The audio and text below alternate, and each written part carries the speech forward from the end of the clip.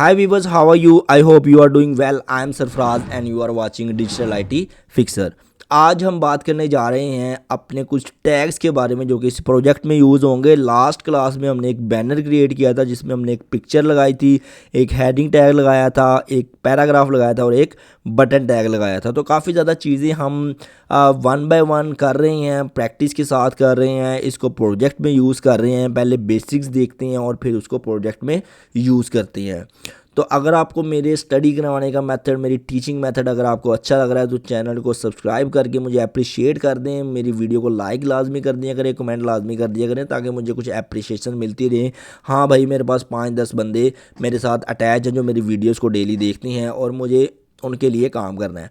तो चलते हैं अपनी स्क्रीन की तरफ और यहाँ पे हम देखते हैं कि फैब आइकन लगाना है। अक्सर आप देखते हैं कि वेबसाइट जो ओपन होती है उनके पास यहाँ पे एक फैब आइकन की ऑप्शन आ रही होती है और हमारे पास वेबसाइट में कोई भी ऑप्शन अवेलेबल नहीं है। तो फैब आइकन लगाएंगे। फैब आइकन को थोड़ा पढ़ते हैं। A fab icon is a small image displayed next to the page title in the browser tab. तो ब्राउज़र टैब में जो भी चीज़ आपने ऐड करवानी है उसे हम बोलते हैं फैब आइकन। तो फैब आइकन को ऐड करने के लिए सिंपली मैं यहाँ से फैब आइकन का एक टैग ऐड कर लेता हूँ, लिंक टैग, जिसकी रिलेशन होगा आइकन और टाइप होगा इमेज एक्स आइकन एंड उसकी इमेज। तो यहाँ पे आप कुछ भी इमेज लगा सकते हैं। जो हमारे पास इमेज पड़ी है हम उसको भी यूज़ कर सकते हैं, लोगो को भी यूज़ कर सकते हैं। तो मैं लोगो डॉट png को यूज़ करते हुए यहाँ पे अपना फैब आइकन सेट करवा देता हूँ। तो यहाँ पे अब मैं रिफ़्रेश करूँगा तो आप देखें मेरे पास यहाँ पे फैब आइकन आ गया। लेकिन क्लाइंट से हम कहेंगे ये हमें फैब आइकन प्रोवाइड करें, ना कि यहाँ पे पूरा लोगो लगे, क्योंकि फैब आइकन का मकसद ये होता है कि एक आइकन हो, यहाँ पे पूरा लोगो लगा हुआ है। तो ये इमेज हम जो भी रिप्लेस करना चाहें वो कर सकते हैं। तो यहाँ पे मैं अब एक फैब आइकन डाउनलोड भी कर सकता हूँ। तो यहाँ पे मैं फैब आइकन बना भी सकता हूँ। अगर किसी लोगो को मैं अपलोड करूँ और उसका फैब आइकन जनरेट हो जाए तो वो भी वेबसाइट है fabiicon.io। तो यहाँ पे अब मैं इसको क्लिक करूँगा और यहाँ पे मैं अपनी इमेज जो है वो अपलोड करूँगा। क्लासेस में आऊँगा, यूट्यूब क्लासेस, और ये इमेज के अंदर लोगो इमेज नहीं मिल रही मुझे यूट्यूब क्लासेस में, राइट। लोगो पे आऊँगा और यहाँ पे इसको मैं अपलोड करूँगा और अपलोड करके मैं डाउनलोड करूँगा। तो डाउनलोड करने के लिए मुझे यहाँ पे एक ऑप्शन मिल गया है, इसको मैं कट करूँगा। कट करके मैं डॉक्यूमेंट्स में आ जाता हूँ, यूट्यूब क्लासेस में यहाँ पे पेस्ट करूँगा। पेस्ट करके मैं यहाँ पे इसको एक्सट्रैक्ट कर लूँगा। एक्सट्रैक्ट करने के बाद मुझे कुछ इमेजेस मिल जाएंगी। जी हाँ, आप देखें ये इमेजेस उसने लोगो, बेसिकली उसने क्या किया है, लोगो के साइज़ को फैब आइकन साइज़ में चेंज कर दिया। लेकिन ये इतना कोई ख़ास रिज़ल्ट नहीं आया। लेकिन अगर आपके पास सिर्फ आइकन है उसको आप फैब आइकन में चेंज कर सकते हो। तो मैं यहाँ पे कोई इमेज इसकी ले लेता हूँ। तो फैब आइकन इमेजेस, और मैं यहाँ से कोई ना कोई इमेज डाउनलोड कर लेता हूँ। डैट्स गुड, ये एक आइकन है तो ये एक अच्छा डिस्प्ले होगा और मैं इसको सेव कर लेता हूँ। सेव करने के लिए मैं कहता हूँ कि आप जाएं जी मेरी यूट्यूब क्लासेस के अंदर और यहाँ पे इसको सेव कर दें फैब आइकन के नेम से, फैब आइकन डॉट JPEG। तो मैं यहाँ पे करूँगा फैब आइकन और JPEG सेव करेंगे। यहाँ पे इसको अब मैं रिफ़्रेश करूँगा तो आप देखिएगा कि ये मेरा फैब आइकन चेंज हो गया। तो ये फैब आइकन बोलेंगे आप इसको क्लाइंट की साइड पे, अपनी साइड पे या किसी भी साइड पे अगर आपने इस टैब के आइकन को चेंज करना है तो ये आप फैब आइकन के थ्रू कर सकते हैं। उसके बाद आप देखें यहाँ पे आ रहा है HTML फैब आइकन। अगर मैं यहाँ पे कोई और टैब सेलेक्ट करूँगा, कोई और पेज सेलेक्ट करूँगा तो उसका टाइटल चेंज हो रहा है। लेकिन मेरे पास यहाँ पे क्या आ रहा है, डॉक्यूमेंट। तो मैं यहाँ पे टाइटल को चेंज करने जा रहा हूँ। तो टाइटल को चेंज करने के लिए आपके पास हेड टैग के अंदर होता है टाइटल टैग। टाइटल टैग में आप जो भी लिखेंगे वो यहाँ पे डिस्प्ले हो जाएगा। मैं यहाँ पे प्रीजी लिख लेता हूँ जो मेरी वेबसाइट का नाम है। तो आप देखें यहाँ पे ये चेंज हो गया। तो यहाँ पे अब क्या किया, आज हमने फैब आइकन पे काम किया है और दूसरा हमने टाइटल चेंज किया है। इसके अलावा हम बात करेंगे आज टैग्स की। टैग्स में हम करेंगे टेबल टैग्स, और टेबल टैग्स को करने के लिए मैं यहाँ पे एक टेबल क्रिएट कर लेता हूँ और टेबल टैग के अंदर आपने एक TH ऐड कर देना है।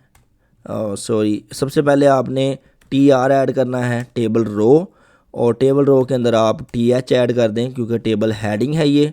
और टेबल हेडिंग में आपको पता है कि कुछ जो भी चीज़ें आ रही होती हैं थोड़ी बोल्ड आ रही होती हैं। यहाँ पे फिर TH ऐड करेंगे, सॉरी TH, और यहाँ पे मैं नेम ऐड कर दूँगा, उसके बाद TH, और इसके बाद ईमेल और TH एड्रेस, राइट। तो यहाँ पे अब मैं अपने ब्राउज़र पे जाकर चेक करता हूँ। तो यहाँ पे आप देखें मेरे पास एक टेबल आ गया जिसमें SR नेम ईमेल एड्रेस आ रहा है। तो यहाँ पे ईमेल एंड एड्रेस आ रहा है। तो यहाँ पे अब मैंने कुछ टेबल की एक पहले टेबल रो क्रिएट की है और टेबल रो के अंदर मैंने TH क्रिएट कर दिया। अब मुझे दोबारा टेबल बनानी है, टेबल रो बनानी है TR की, और यहाँ पे मुझे उसका लेट्स सपोज सीरियल नंबर 1 लिख देना है। और सॉरी इसके अंदर मुझे बनाना है TD मतलब टेबल डाटा। तो TR table row, TH table heading, TR table row, TD table data. Table data में मैं डाटा ऐड करूँगा, यहाँ पे TD, और इसका नेम ऐड करूँगा लेट्स सपोज फराज, और यहाँ पे मैं एक TD ऐड करूँगा जिसमें मैं ऐड करूँगा ईमेल fraz@gmail.com। उसके बाद मैं यहाँ पे एक ऐड करूँगा TD, और यहाँ पे मैं एड्रेस ऐड कर दूँगा लेट्स सपोज पाकिस्तान। यहाँ पे रिफ़्रेश करेंगे अब यहाँ पे, और यहाँ पे आप देखें आप टेबल्स का डाटा हमारे पास बिल्कुल टेबल की सूरत में आ रहा है। सीरियल नंबर के अंदर सीरियल नंबर, नेम के अंदर नेम, ईमेल के अंदर ईमेल एंड एड्रेस के अंदर एड्रेस। तो यहाँ पे इनको थोड़ा सा सेपरेट कर देते हैं ताकि हमें चीज़ें जो हैं वो बिल्कुल क्लियर नज़र आए। तो यहाँ पे मैं एक क्लास दे देता हूँ, क्लास का नाम मैं दे देता हूँ यूज़र टेबल, क्योंकि ये यूज़र का डाटा डिस्प्ले करवा रहा है। और यहाँ पे मैं इसको सेव कॉपी करता हूँ, कॉपी करके मैं यहाँ पे लेके आता हूँ और यहाँ पे मैं इसको पेस्ट करता हूँ। कॉल करवाया CSS के अंदर, सॉरी HTML की क्लास को, HTML की टैग्स की क्लास को मैंने CSS के अंदर कॉल करवाया। कॉल करवाने के लिए डॉट यूज़ करेंगे और यहाँ पे कुछ प्रॉपर्टीज़ देने जा रहा हूँ मैं। टेबल के यूज़र्स के अंदर मैं लेट्स सपोज पहले टेबल को मैं एक बॉर्डर दे देता हूँ। बॉर्डर लगाने के लिए आपको सबसे पहले बताना पड़ता है बॉर्डर की टाइप सॉलिड 1 पिक्सल, कलर बताना पड़ेगा ब्लैक, बाय डिफ़ॉल्ट ब्लैक ही होता है।